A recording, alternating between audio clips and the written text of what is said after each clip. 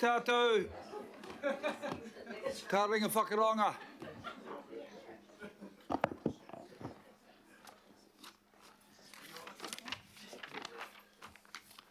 Okay, I'd like to open today's governing body. First of all, I'd like to observe a moment's silence to recognise the families and loved ones affected by last Thursday's shooting. It's not something we're used to in Auckland, and I don't want it to become something we get used to. We'll do that, then I'll acknowledge the other people involved later on. So just stand for a minute, please, ladies and gentlemen.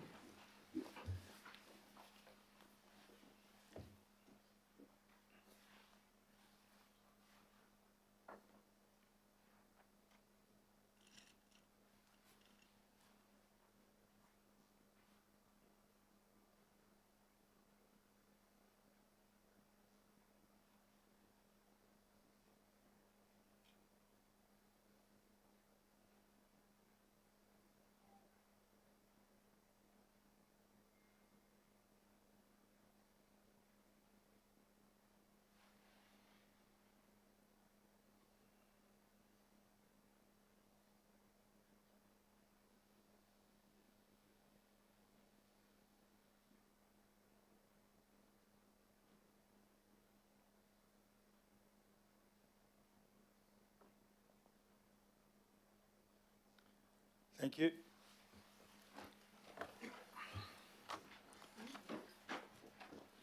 I'd like to acknowledge the police and first responders who ran towards danger to keep the rest of us safe. I'm very proud of them. I'd also like to thank Ngāti Whātua for this morning's ceremony down there to cleanse, clear and heal the site. For those of you who braved the cold, it was a very moving and appropriate ceremony. It's also 6 months since the January floods. That's not a happy milestone, but I acknowledge the work that's gone on since. Thank you to everybody involved in that, and we'll hear more about that later in the course of the day. And happy news, Councillor Baker, congratulations on getting engaged.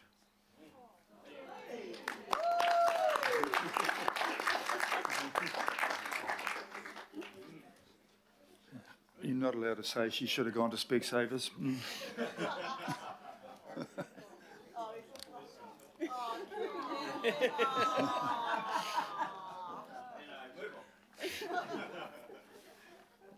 Councillor Mike Lee would like to acknowledge the passing of Judge Arnold Turner. Councillor Lee.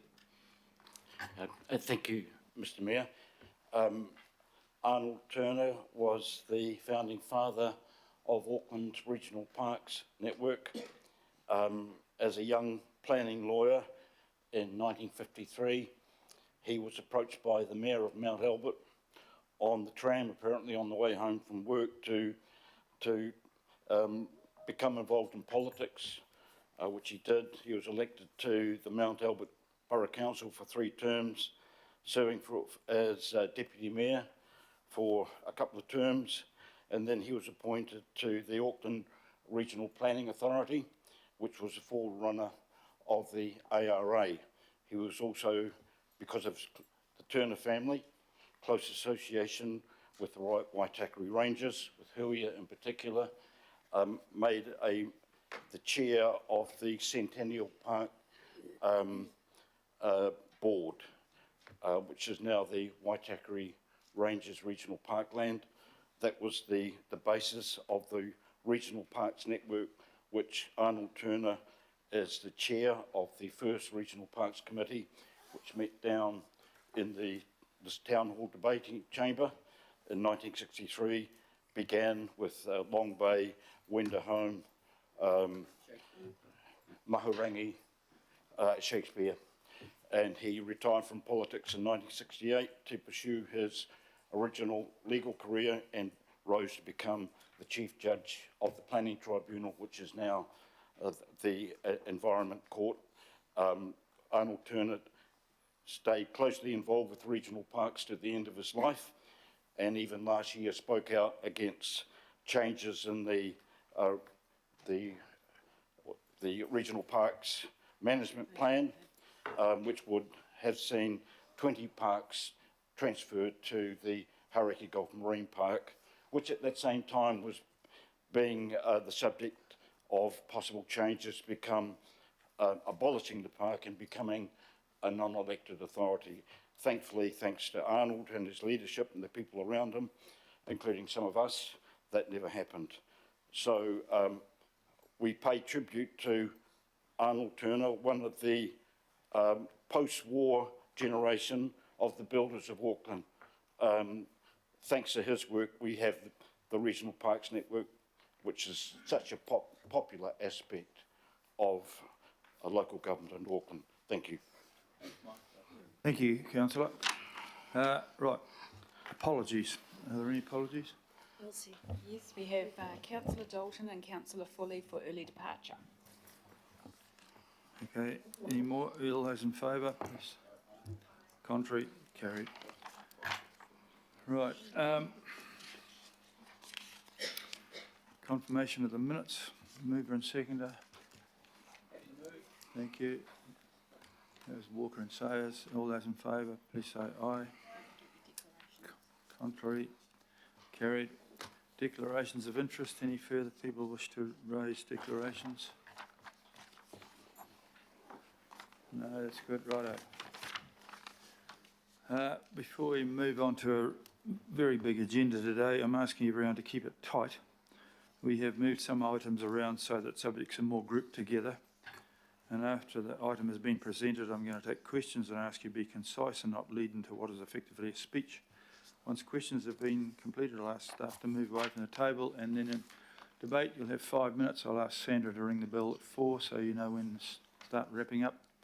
If we follow this process, we should run reasonably smoothly and get through today.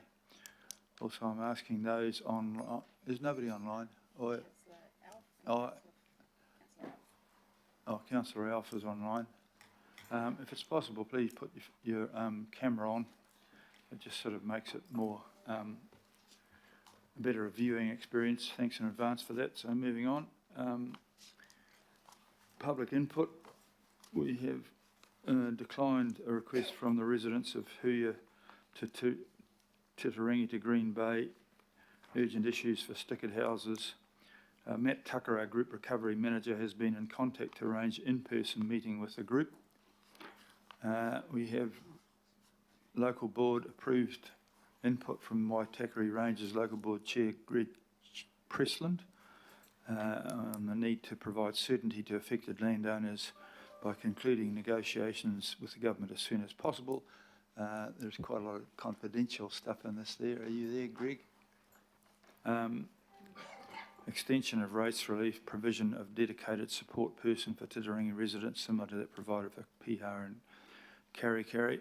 So, Greg, come and give us your input, but some of this will be confidential, which is later on during the day.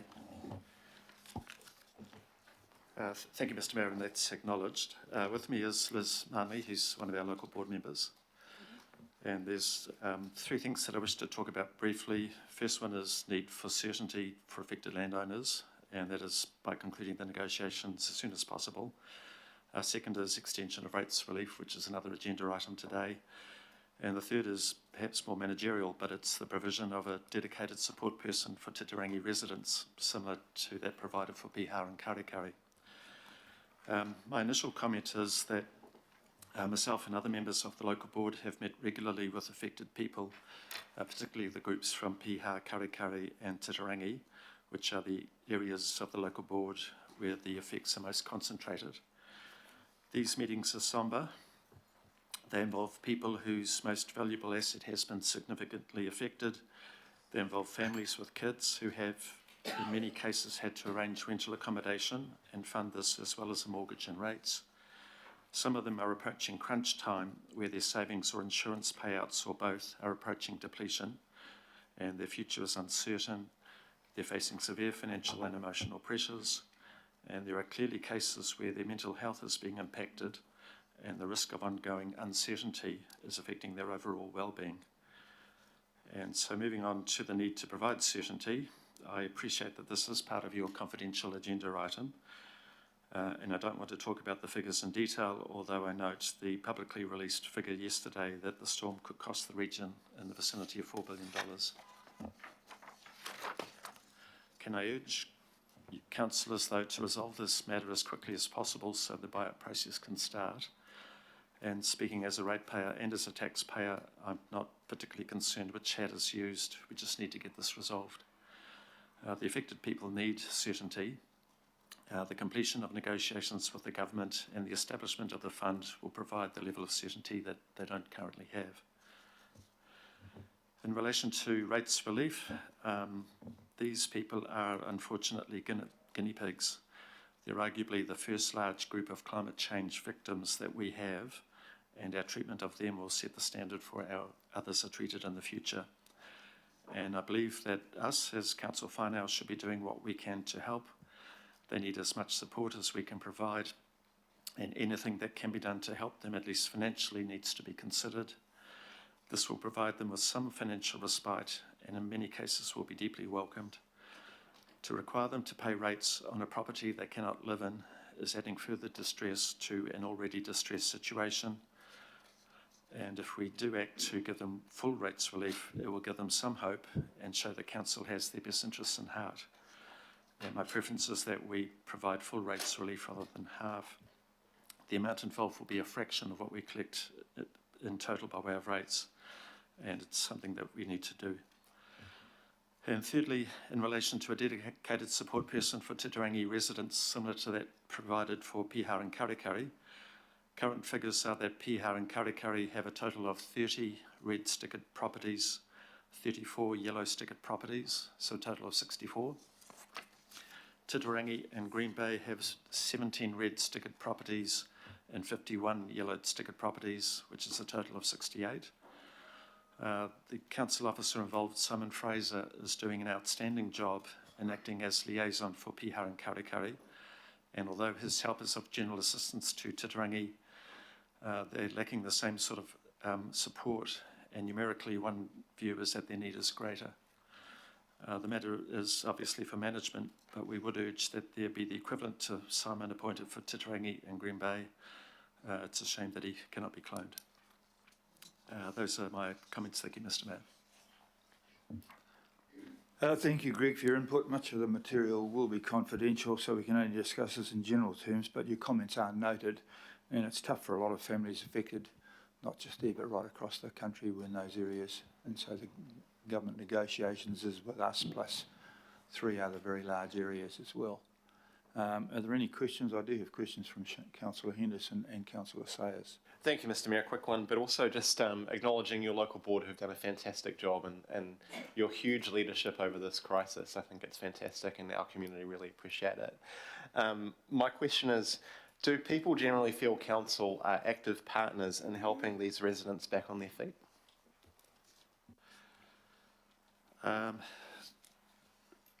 Piha and Karikari, the mood has shifted, so they're much more appreciative of the efforts that have been made. The last Titirangi meeting that you and I were both at, the impression was much worse, and that's one of the reasons I thought it important to address things today, that not only does council need to be doing things, but it also, people need to see that they're doing things, and that's why I think the greater assistance to Titirangi is important. Question, good answer. Councillor Sayers.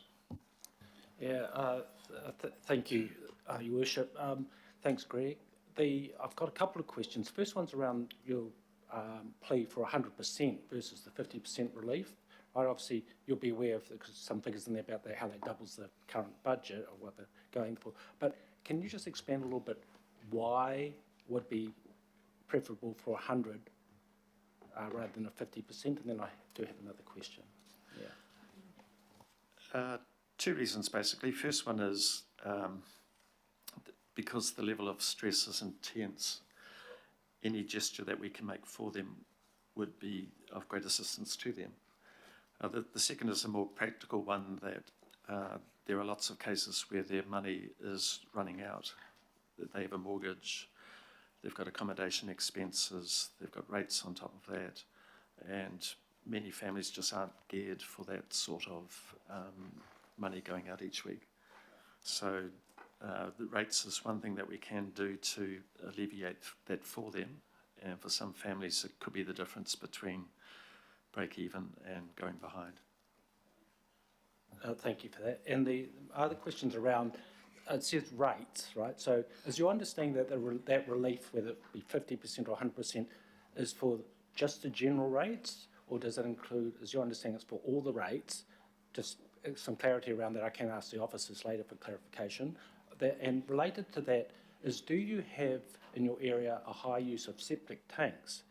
We also have fees that we charge for septic tanks as well. Would you see that as relief required in that area as well, potentially? And any other targeted rates that there may be existent for those ratepayers? Yes, I appreciate it's for general rates. From memory, the agenda item talked about full relief for septic tanks anyway. Waste management. Waste management, sorry, yes. Yep.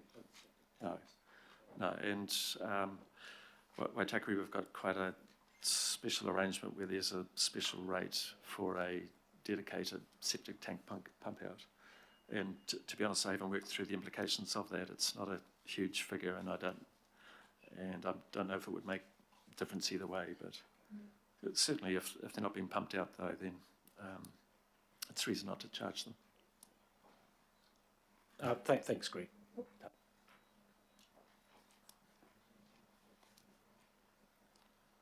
Councillor Leone, please.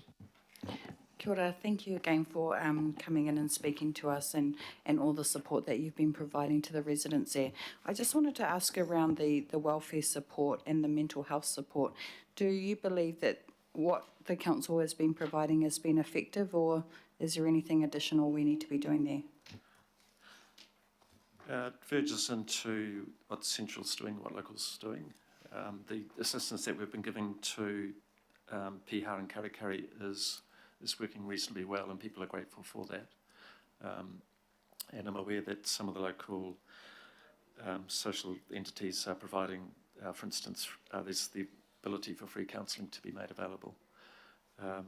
Titirangi, they are feeling a bit left out, which is why I think the liaison person is important. And that way the information about what is available can be made more readily available to them. Thank you. Councillor Turner, please. Thank you very much, Greg and Liz. In a percentage term, could you give us an idea of how many of the affected properties, the storm-affected properties in the Green Bay to the coast along that north side of the Manukau Harbour are flood damaged compared to slip damaged? Titirangi and Green Bay, I'm pretty sure all are slip damaged. I'm certain there's no flood damage as such. That tends to be an inner city, Henderson, Sunnyvale problem rather than a Titirangi problem. Thank you. Okay, thank you for that. I'd like to move that we receive and thank you for your input. Seconder would be